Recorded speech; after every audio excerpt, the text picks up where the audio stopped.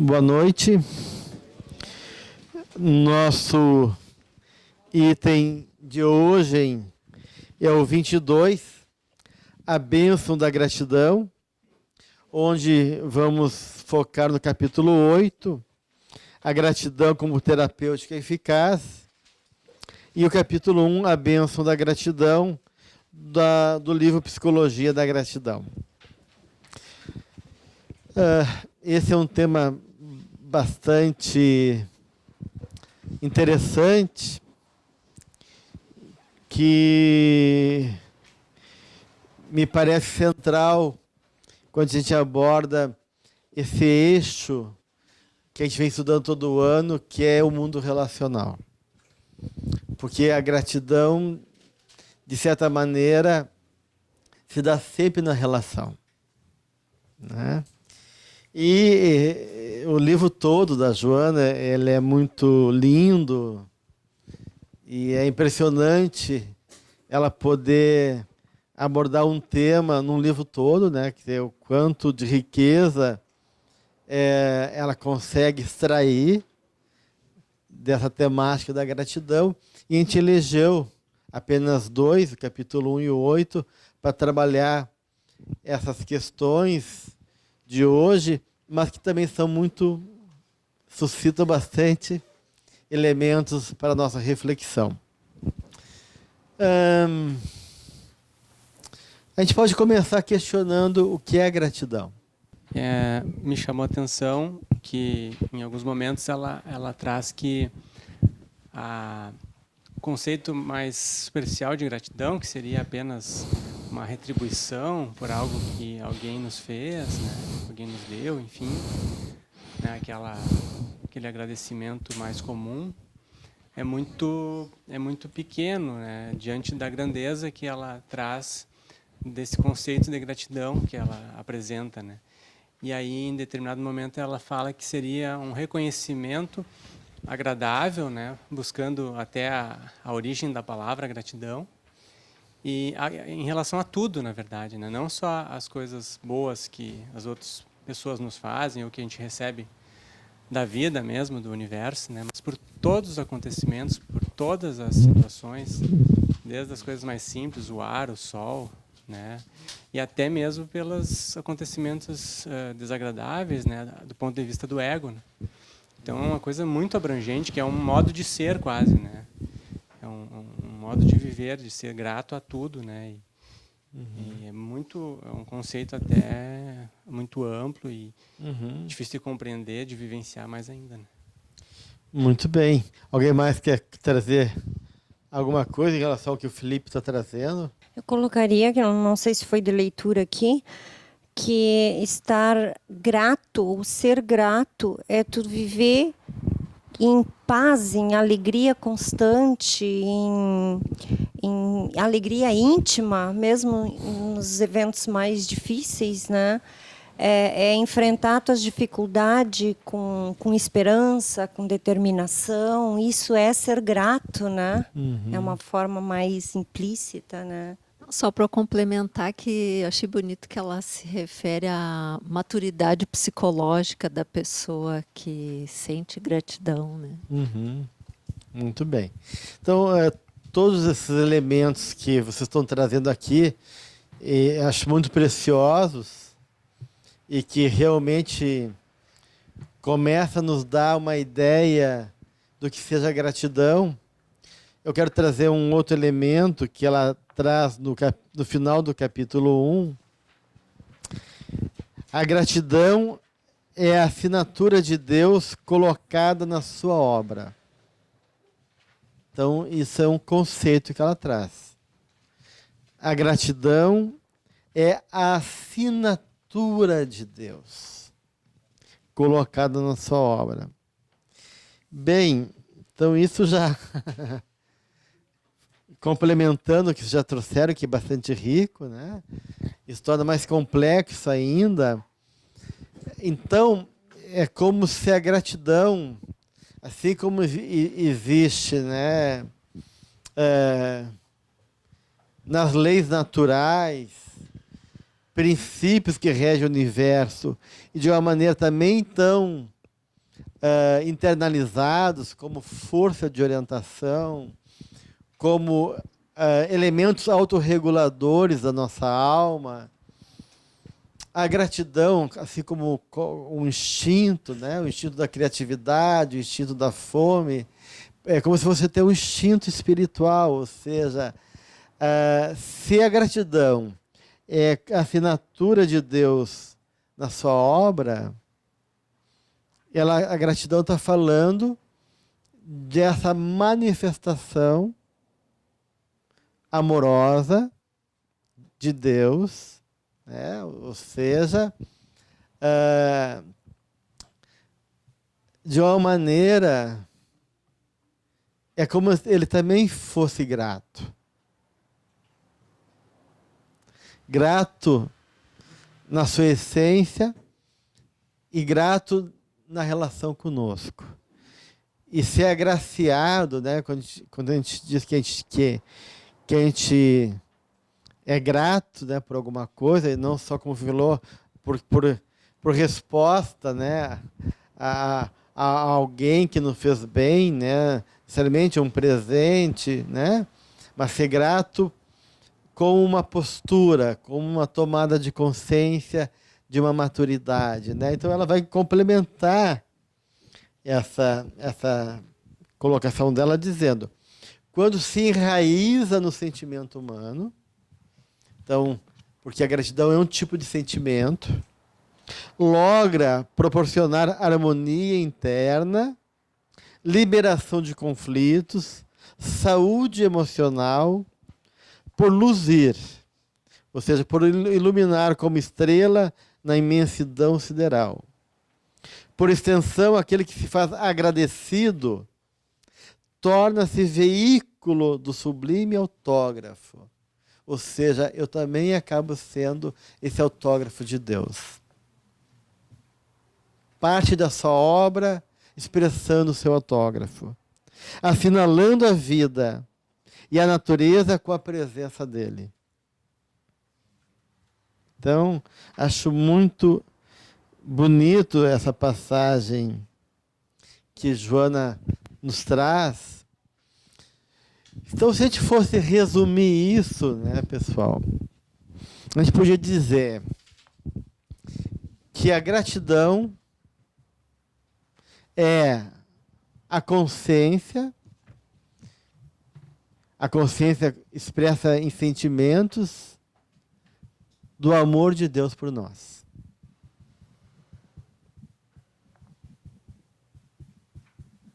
A pessoa ingrata não reconhece o amor de Deus. A pessoa ingrata, ela despreza, ela só exige no seu egoísmo. Porque quem é grato reconhece que por trás de cada coisa está o autógrafo de Deus, a expressar a sua perfeita, justa e amorosa atitude para conosco. E por isso que o Filipe trazia que essa gratidão não é só pelas coisas boas, do ponto de vista do ego. Não é só aquilo que nos dá prazer, que nos traz sensações agradáveis, que nos dá bem-estar, mas a gratidão por tudo, pela dor, pelo sofrimento, pelo desafio, porque a gente reconhece que por causa daquela dor, por causa daquele desafio, por causa daquela situação de limite, existe o amor de Deus que se apresenta para nós em nosso favor. E a gente começa, então a gente é agraciado, a gente se sente presenteado pela vida.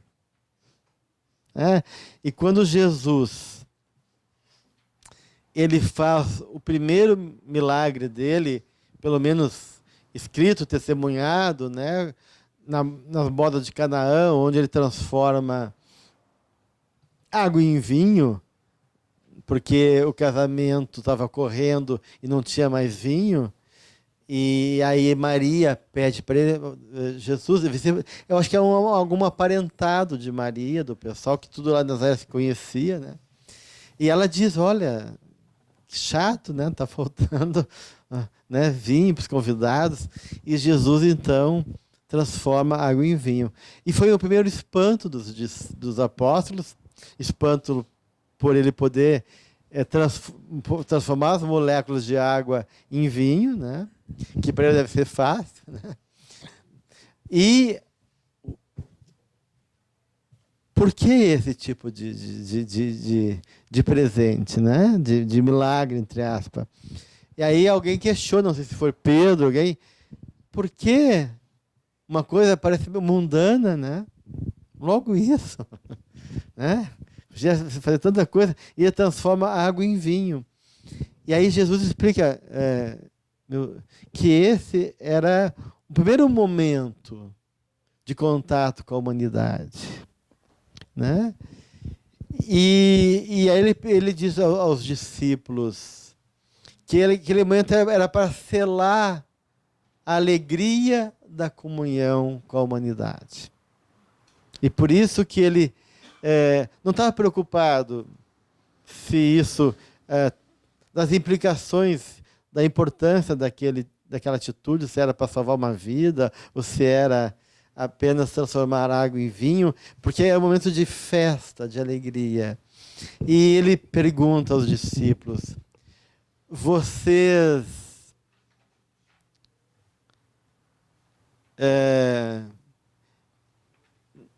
reconhecem, né? Ele questiona que toda mensagem boa traz alegria.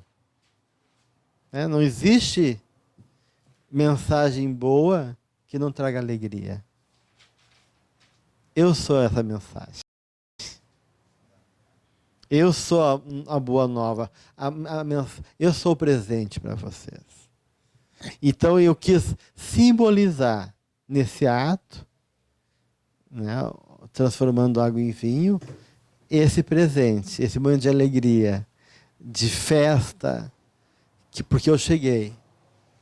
Então, eu acho que ampliando isso na nossa relação com Deus, a gratidão é esse reconhecimento de Deus que a vida é um presente. E que tudo que vem e se expressa na vida é uma mensagem divina para nós. E uma boa mensagem. E toda boa mensagem desperta alegria. Então a gratidão é realmente fruto dessa pessoa que tem essa consciência. E por isso que ela vai falar dessa caminhada evolutiva das pessoas que estão num processo de inconsciência, né? Presos ainda na sombra, nas necessidades egóicas, né? Numa miopia emocional que ela coloca, né? Onde a sombra a serviço desse ego que se defende e não quer se confrontar e que teima em ficar fechado em si mesmo, ela diz assim, né? Do que querer se enfrentar e buscar solucionar aos enigmas a qual ele tenta mascarar, né? Até comentando sobre essa evolução que a gente tem que ter, né? Que ela comenta para cada vez ser mais grato, né? Tem uma parte que ela fala ali que uma das coisas que é importante conforme a gente vai evoluindo, tal, isso está lá no começo, do capítulo 1, lá, na página 19, ali embaixo, né, que a gente tem que buscar um sentido existencial, né? Se a gente não buscar um sentido existencial para começar cada vez, através desse sentido existencial, a pessoa consegue crescer ali, para depois as pessoas que conseguem aí dão até um exemplo ali e conseguem aprender a ser grato por qualquer coisa, né? Despertando para a gratidão, inicia-se por uma forma de louvor a tudo e a todos. Aí dá o exemplo do santo seráfico de Assis, que ao atingir o estado luminoso, de imediato exaltou na sua volata de gratidão, ora doce, ora suave, o hino em favor de todas as criaturas, né? O irmão Sol, o irmão Lua, irmão Chuva, vegetais, animais, e tudo que vibra e glorifica a criação. Depois, mais embaixo ali, ele fala que, claro, portanto, que a gratidão, para ser legítima, exige que haja no íntimo da criatura esse encanto pela vida, o doce enlevo que a torna preciosa em qualquer condição que se manifeste, que se compreenda a magia do existir, percebendo-se as dádivas que se multiplicam em incontáveis expressões de intercâmbio. Então aqui também fala, né, que a pessoa tem que o encanto pela vida nas suas todas as formas, né, e o existir também. Sim. Então assim, ó, se a gente for prestar atenção nesses dois textos da Joana, ela vai juntar 3 aspectos importantes aqui, que é essa questão do sentido, do significado, né? Então, no outro capítulo, ela vai citar Jung, né? Ela vai dizer assim que Jung dizia que a vida não é uma busca de... A gente não está aqui para buscar a felicidade, mas para buscar um significado da existência, um sentido, né? Então ela coloca esse sentido como fundamental na nossa condição psicológica e espiritual enquanto tomada de consciência. E ela fala da gratidão, claro, como um todo, né? E ela relaciona daí o sentido e a gratidão com a responsabilidade. Então, ela vai dizer isso bastante no capítulo 8. Quando ela começa a falar dessa questão da responsabilidade, ela fala da ignorância, depois ela fala dos impulsos interiores, que têm que ser trabalhados, e em razão dessa circunstância, grande responsabilidade cabe à educação, para que sejam dissolvidas as construções morais viciosas, auxiliando-os na aquisição de novos comportamentos que os ajudarão a libertar-se das marcas vigorosas que os caracterizam, facultando-lhes o treinamento de novos costumes, o anseio de aspirações mais elevadas, acima do imediato e fisiológico. Aí ela coloca: nesse sentido, a dualidade, amor e responsabilidade dão-se as mãos para a sua edificação interior, trabalhando os condicionamentos ancestrais, instalando novas condutas que se transformarão em a natureza ética e social, guiando-os no empreendimento fabuloso da reencarnação. E mais abaixo um pouquinho, ela fala dessa consciência do dever, que constitui um enriquecimento de valores espirituais e que vão despertando para a realidade maior, né, essencial. E ela cita daí o apóstolo Paulo na Epístola aos Colossenses, que diz: Deus, convidando-os a louvar Deus com gratidão em seus corações. E que em Coríntios ele diz: a sua gratidão pelos padecimentos, por todas as aflições que lhe chegavam em razão de sua vinculação com Jesus. Gratidão pelo sofrimento reparador, como gratidão pela alegria e da fé iluminativa. E aí ela, de novo, vai falar dessa questão da responsabilidade. Então temos sentido, gratidão e responsabilidade. Essas 3 coisas muito próximas do ponto de vista prático da assistência, porque o sentido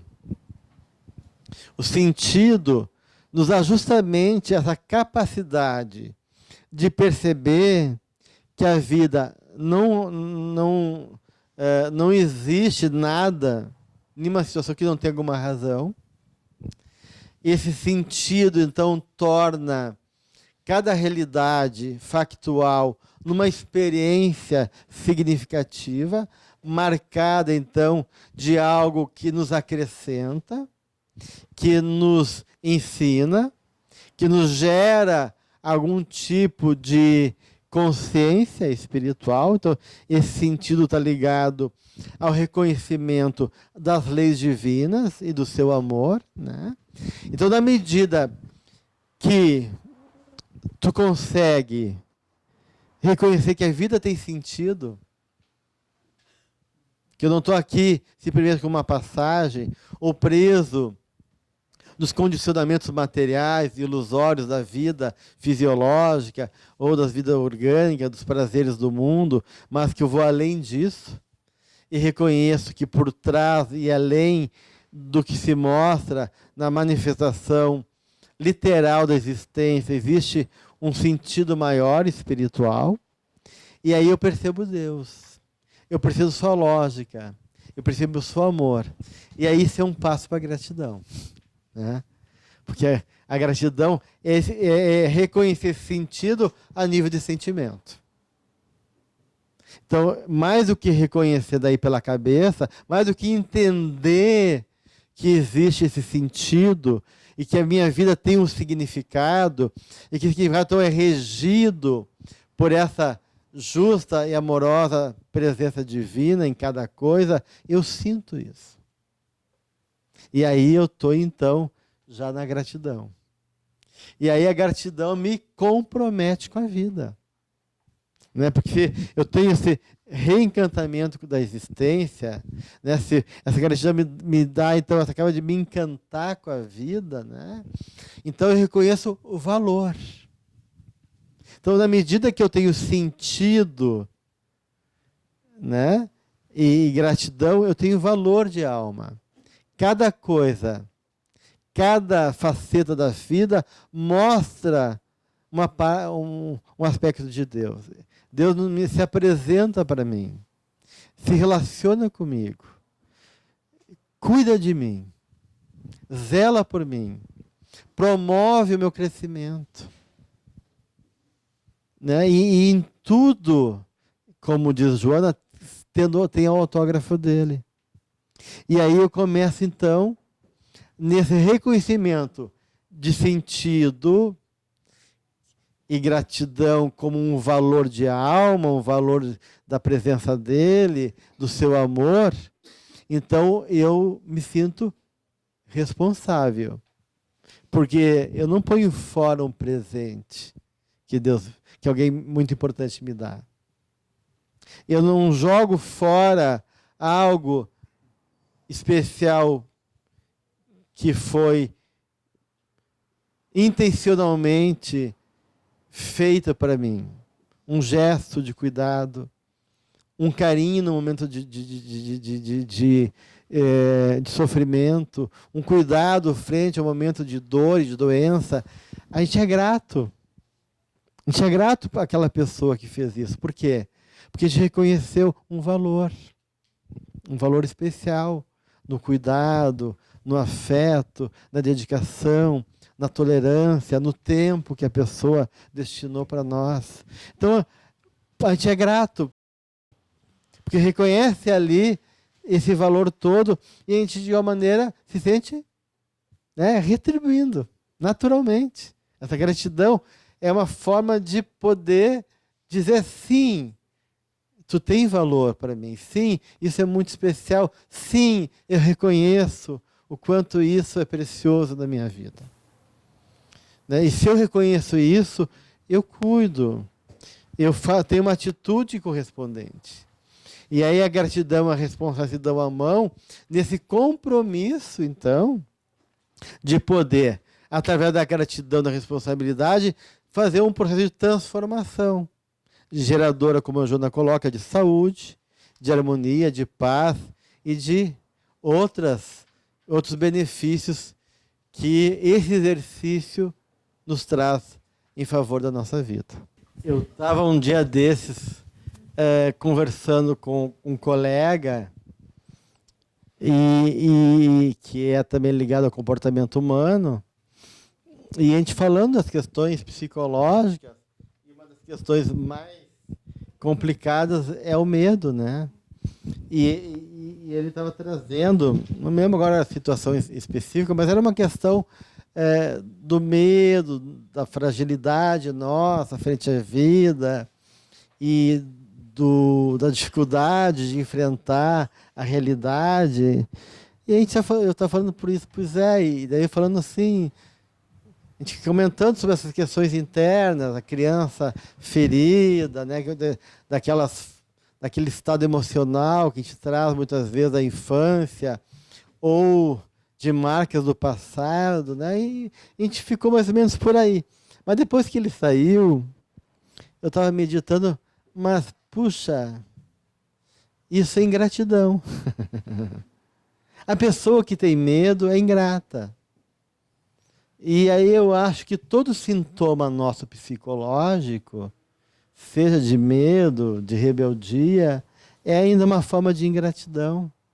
Claro, não é uma ingratidão deliberada, né? Mas se eu realmente fosse grato a Deus, grato, no sentido de reconhecer o seu amor, não tem lugar para o medo. Não tem lugar para a insegurança. Não tem lugar para o temor ou para esse sofrimento que desestabiliza o nosso ser. Claro que vai ter dor e sofrimento. Claro que vai ter momentos que eu digo, ai meu Deus, me ajude, me agarre aqui que eu estou, que está difícil a coisa. Tudo bem, mas nós seres humanos, nós convivemos com nossas contradições. Então a gente pode ter temor ainda, ou estar em sofrimento, e começar a ter uma recha de gratidão. Né? Eu estou sofrendo, é difícil, eu ainda fantasio, eu ainda estou preso a uma fantasia ilusória que eu não vou aguentar, porque isso é uma ilusão. Eu ainda tenho uma fantasia que é demais para mim. Eu ainda acho pesado. Tem uma parte minha que sente assim. Mas tem uma parte minha que pode dizer verdadeiramente também, lá do fundo da alma, mas eu sou grato. Porque apesar de uma parte minha se sentir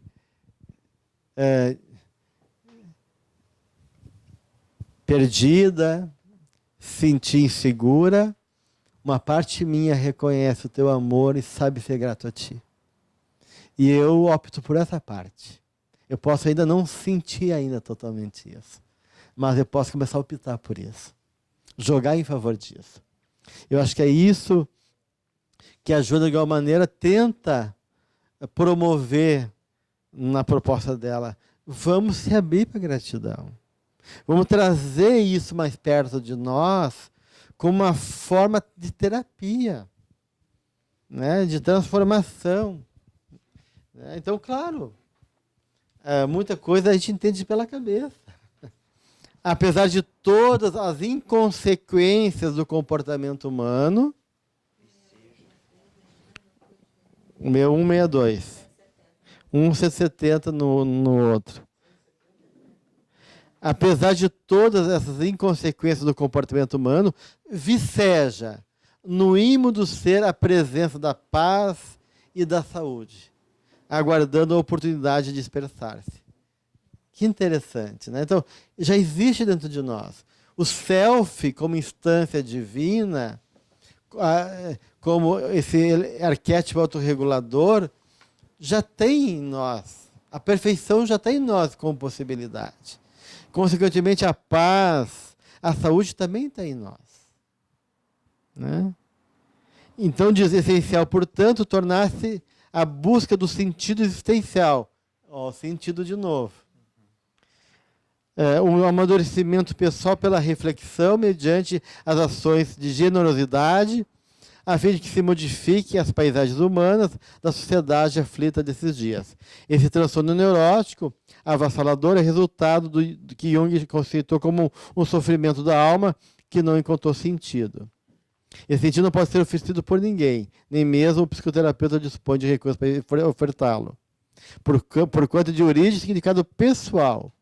Ou seja, é uma conquista de cada um de nós. Claro, se de uma maneira a busca da vida é gerar sentido, isso já é um pouco um tipo de felicidade, né? Não é felicidade plena ainda, né? Porque, como diz o Jung, neurose é um sofrimento sem sentido. Então, se o sofrimento tem sentido, a gente começa a poder compreender e agradecer daí, ter gratidão. Porque se tiver sentido no sofrimento e reconhece que por trás dele há uma proposta educativa e há uma atitude de amor e cuidado conosco, então a gente começa a promover a gratidão. Como ela falou, refletindo primeiro, compreendendo, e depois buscando abrir nosso coração para que essa compreensão se torne realmente algo internalizado em nós como um sentimento genuíno. Alguém quer colocar alguma coisa? Eu queria lembrar aquela passagem, não sei se é do Pão Nosso, do Emmanuel, né? Que ele fala no sentido da cruz, o significado da cruz, né? Que Jesus passou por tudo que ele passou, demonstrando para nós, né? Esse entendimento da vida a partir do sofrimento, né? Então, ajudaria a compreender esse significado tão amplo, né, existencial. Quem somos nós, né? Mais do que Cristo, para não sofrer, né? E a simbologia da cruz ela é muito rica, porque é um estado de suspensão, né? Tu tá preso em dois polos opostos, né? Então, de uma maneira, o sofrimento é um tipo de divisão, é uma forma de estar suspenso em forças polares, da qual naquele momento o ego não consegue ter uma solução. Então, estar crucificado é poder aceitar e suportar essas contradições dentro da gente, reconhecendo que elas não vão vir pelo ego, nem pelo inconsciente. A solução não está nem no ego, nem no inconsciente. A solução está no self. E esse self só pode emergir como uma resposta a esse conflito na medida que a gente puder dialogar. Porque a cruz representa, então, essa possibilidade de diálogo entre esses opostos. Poder suportar essa realidade em nós e dialogar. No sentido de poder buscar compreender, buscar entender os dois lados da moeda, desses opostos, e na medida que a gente consegue estabelecer uma relação de suportar e compreender naquilo que Jung chamou de função transcendente, isso gera uma energia suficientemente capaz de despertar o self. O terceiro não dado. E é esse terceiro elemento que emerge desse processo de uma atitude honesta naquilo que Jung chamou viver por inteiro a nossa vida. Porque essa é, de uma maneira, o nosso convite, o nosso desafio.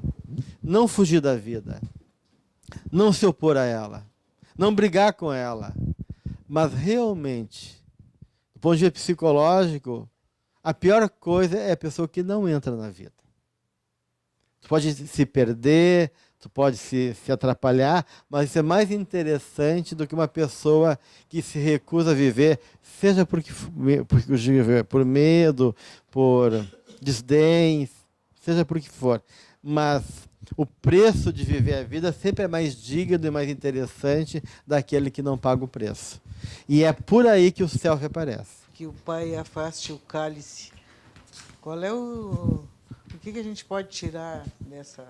Ele queria afastar o sofrimento, que parece que para a gente que seria isso, né? Que aquilo estava tão pesado. É o último, digamos, ensinamento que ele vai nos dar. Aí é o homem Jesus, né? Vivendo um momento extremo, e esse momento extremo, ele sabia que nesse momento extremo, isso gera dúvida, e de uma maneira vontade de não levar adiante a cabo. Então ele, o homem Jesus, questiona para dar um exemplo para nós. Pai, se for possível, afasta esse caso. Mas, se não for, que eu sorvo até a última gota. Ou seja, aí ele diz assim, não adianta, né?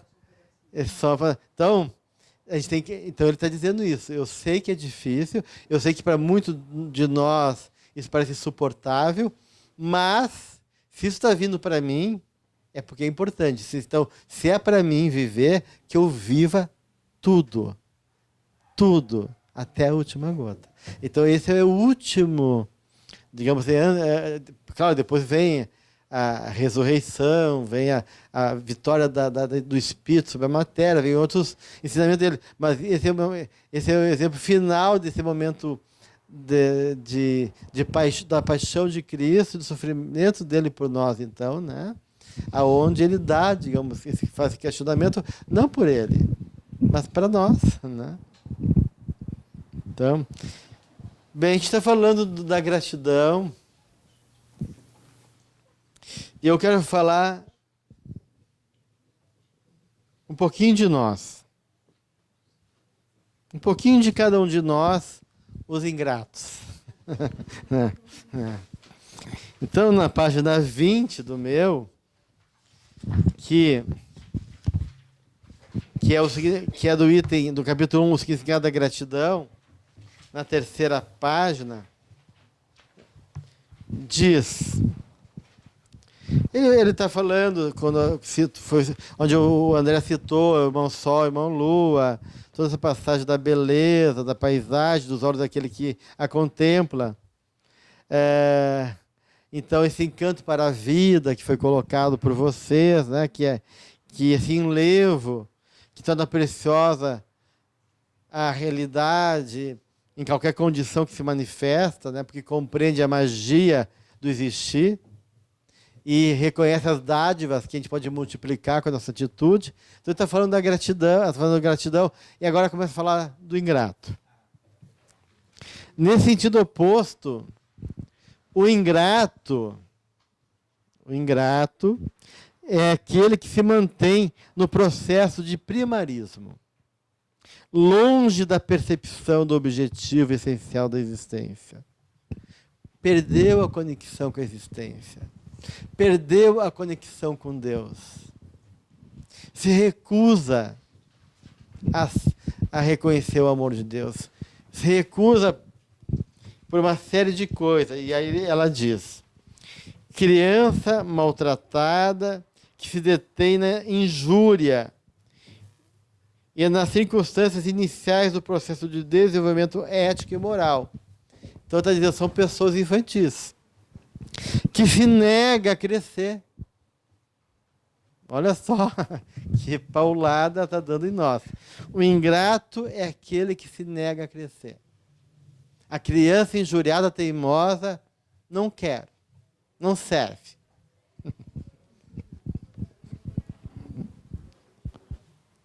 Acalentando ressentimentos de fatos de pequena ou grande monta, mas que encontraram aceitação emocional profunda, assinalando com revolta a experiência no desenvolvimento emocional. É uma pessoa revoltada. Eu não sei se nós, ingratos, se achamos melhor do que os outros, para ficar ressentido e achar que somos injustiçados e que não merecemos essas coisas ruins da vida, ou que a vida não foi tão boa como a gente queria, porque não deu aquele carinho, aquele sapato, aquele corpício, ou aquela condição que eu gostaria de ter, e aí a gente se sente ingrato, injustiçado, melindrado, né? Então ela diz que é uma pessoa revoltada diante da experiência humana. E aí ela fala assim: ninguém se pode fecundar emocionalmente se reage aos fatores propiciatórios do mecanismo especial de maturação. É indispensável deixar-se triturar pelas ocorrências. Olha só, de novo, a crucificação, o se entregar, o pagar o preço pela vida. Estou aqui, encharcado, enfrudado, né, nas minhas podridões, mas estou aqui, triturado, tomado por essas questões. Mas isso me pertence, me cabe. E eu não posso espernear. Eu não posso dizer, Deus, errou de endereço, não era para mim.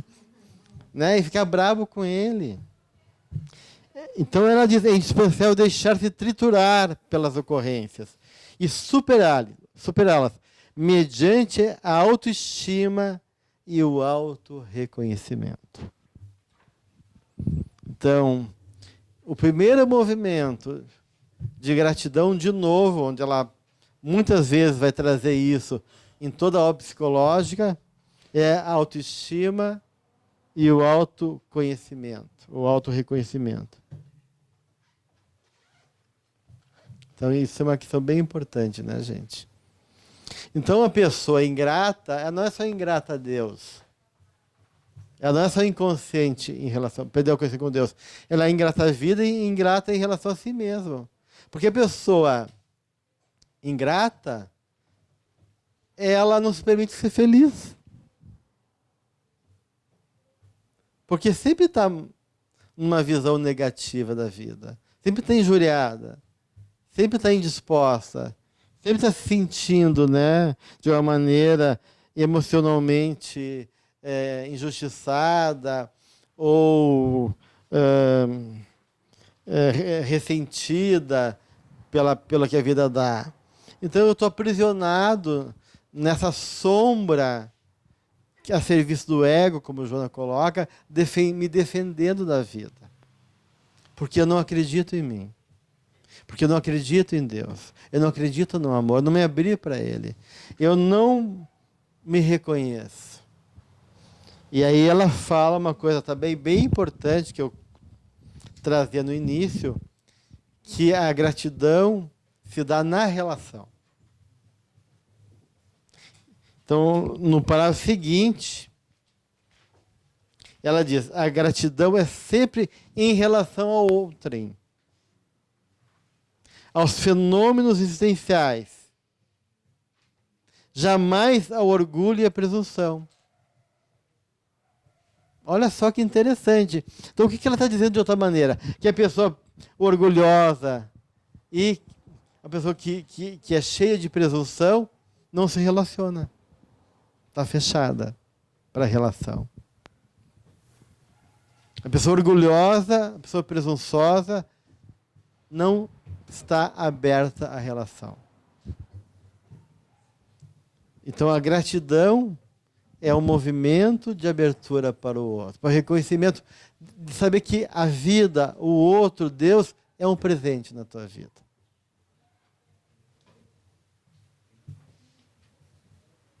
Como se pode ser reconhecido a si mesmo, sem o tombo grosseiro no abismo do ego, sem discernimento? Olha só, ela está questionando. Como se pode ser reconhecido a si mesmo? Se a gente realmente tombar, ou se a gente que esse ego grosseiro caia, porque está sem discernimento, para poder despertar. Como ser grato ao ego, invariavelmente incapaz de liberar da sua conjuntura o self, responsável pela magnitude do ser em aprimoramento. Tome-se como imagem para a reflexão a concha bivalve da ostra, que não permite seja recolhida a pérola nela acrisolada. Para que tenha sentido real, rompe-se a crosta vigorosa e esplende a gema pálida e notavelmente construída. Então, para que esse self, representado pela pérola, possa realmente resplandecer, o ego, que é a ostra fechada, tem que se abrir. Assim como a rosa, como a flor, que só vai reconhecer a sua própria beleza, seu perfume, se ela se abrir para a vida. Porque se ela ficar fechada no botão, em si mesma, não há relação. E não há como ela também reconhecer o valor que ela tem. Então, essa rosa, se ela morre em botão, ela morre inconsciente dela mesma. Então, para ela poder reconhecer a cor, a beleza e seu perfume, ela tem que se doar, ela tem que se abrir. Né? E por isso que a relação, e que a gratidão só se dá na relação.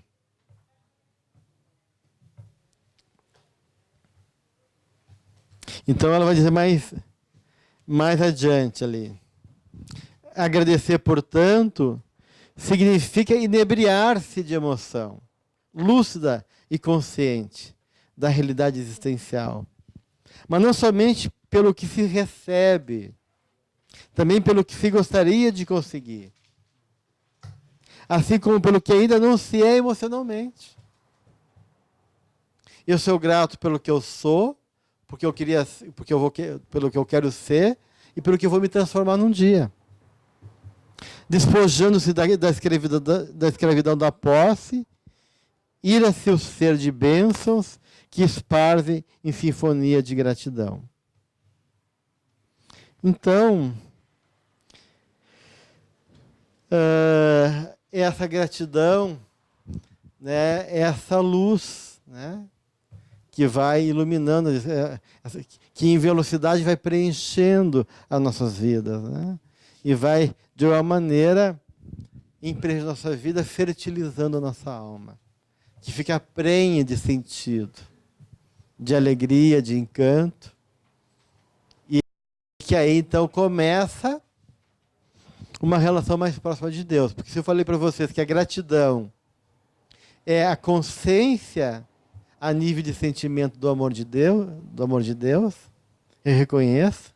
Então eu sou grato porque eu tenho esse reconhecimento, então eu estou em relação com Ele.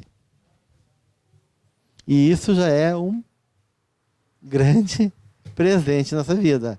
Então ser grato é uma bênção para nós, né? E por isso que ela vai dizer que a gratidão, de uma maneira, tem esse poder de harmonizar, de gerar paz, de gerar saúde, né?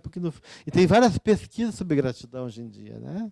Tem livros, tem um psicólogo americano que escreveu vários livros, fez pesquisas sobre a gratidão, tem várias pesquisas sobre o efeito, tanto psicológico e físico da gratidão, enquanto bem-estar, enquanto saúde, equilíbrio.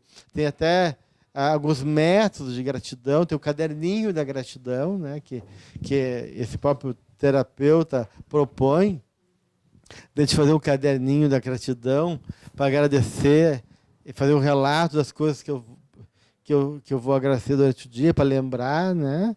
Então, isso não é uma questão... Quando a gente fala numa questão espiritual, nessa proposta de Joana de Ângeles, né, a gente está falando de uma dimensão que afeta toda a realidade e que tem realmente um efeito benéfico, tanto psicológico como físico, do ponto de vista físico, né, da saúde física. Então, a gratidão tem várias pesquisas já comprovando os benefícios dela na vida do indivíduo. Tem muita coisa bonita, né? Cada parágrafo que ela apresenta enche de alegria, de espanto, né? E de profundidade a nossa alma. Então, é um livro, né, que a gente tem que ler degustando ele, né? Assimilando, refletindo, porque tem muita coisa. E só mais uma coisinha da gente diz. O ingrato. Eu vou insistir no ingrato. Diante do seu atraso emocional, nós os atrasados, reclama de tudo, desde os fatores climatéricos aos humanos de relacionamento. Porque está chovendo, porque está calor, porque não chove, porque aquele é chato, porque aquele eu não gosto, porque aquele não me olhou direito. Né? Desde os orgânicos aos emocionais, sempre com a verruma da acusação e da autojustificação, assim como do mal-estar a que se agarra, inseguro mecanismo de fuga da realidade. Então, a ingratidão é um tipo de loucura, né?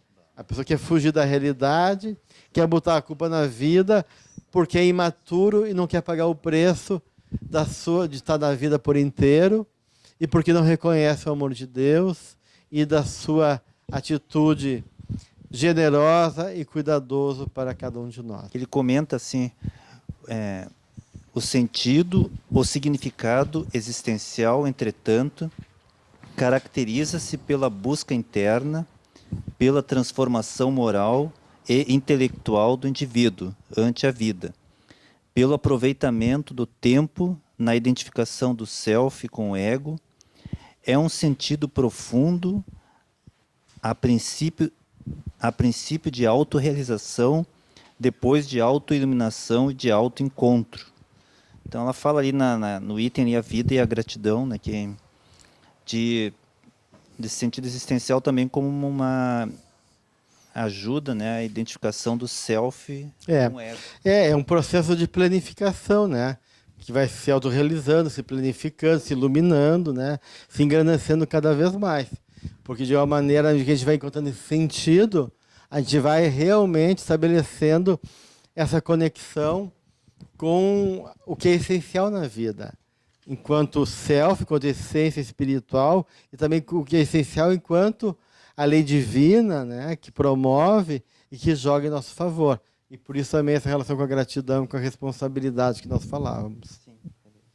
Muito bem, gente. Então, fica alguns elementos para a nossa reflexão e que a gente possa se abrir para se relacionar mais com o nosso dia a dia, como foi colocado através lá do pobrezinho de Assis, que era um canto de alegria, de amor, de gratidão a tudo e a todos, né? E que pode olhar o irmão Sol, o irmão Lua, o irmão Pedra, e ver em tudo a beleza e a presença de Deus em nossa vida, mesmo na dor, mesmo no sofrimento.